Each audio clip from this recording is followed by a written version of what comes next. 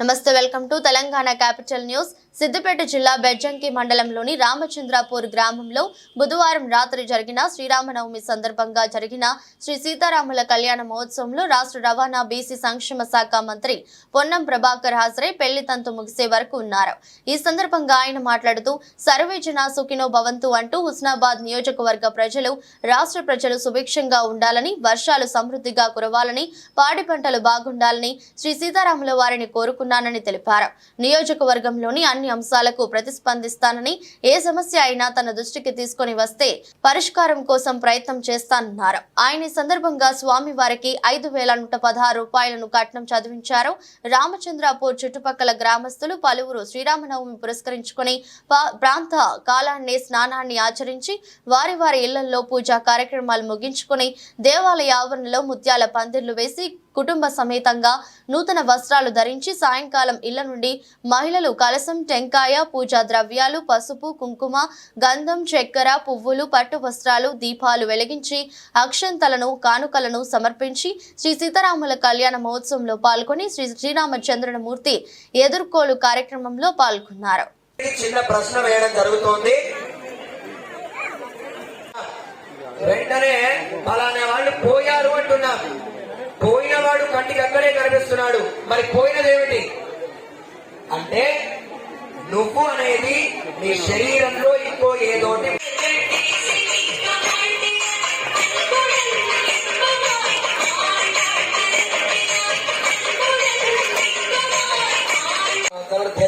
రెండవ కోరిక అందరు కూడా విస్తారం చేసుకొని చెప్పండి.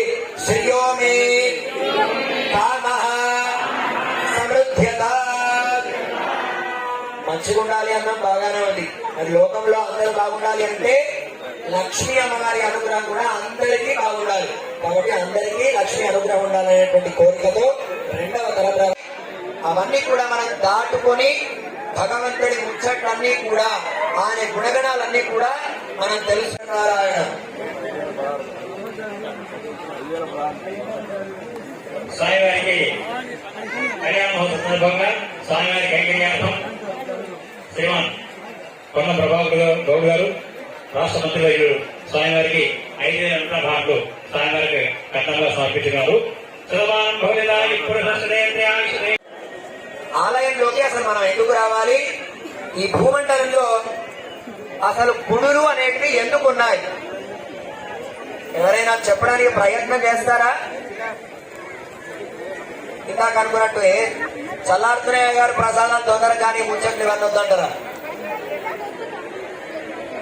ఈ భూమండలంలో ఆలయాలు ఎందుకు ఉన్నాయి? మనం అసలు ఆ గుడిలోకి ఎందుకు వెళ్ళాలి? ఆ గుళ్ళల్లో భగవంతుడు ఒక శిలామయ రాతి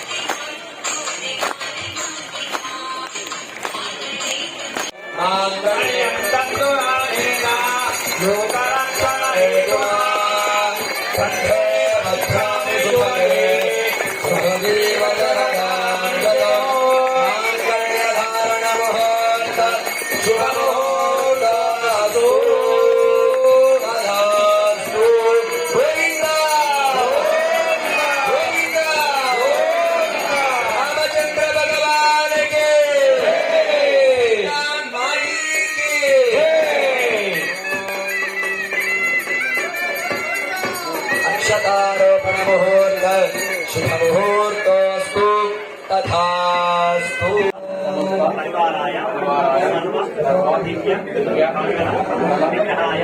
శ్రీమతే నారాయణ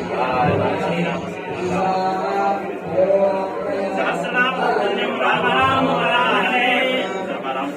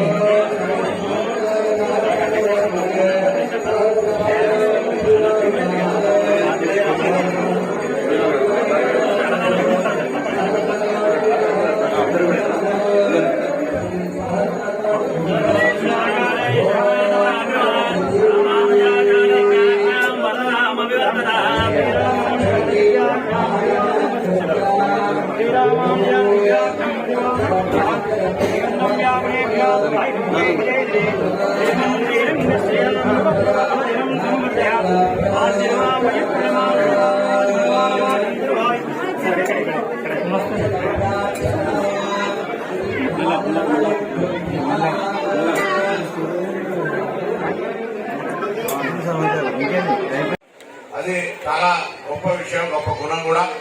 రాముడు వారి పెళ్లికి మనందరం కూడా ఏ విధంగా అయితే అటెండ్ అవుతామో, దేవుడి కళ్యాణానికి వచ్చి మనందరూ కూడా చల్లగా చూడండి అని ఆశీర్వదించినట్లయితే కోరుతా ఉన్నాము.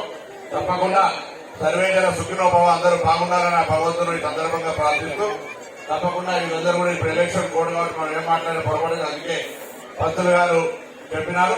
తప్పకుండా ఈ గ్రామానికి సంబంధించిన పేరే ఉరుమట్లో ఉంటే పేరు మారిపోయి రామచంద్రకు అయిపోయింది.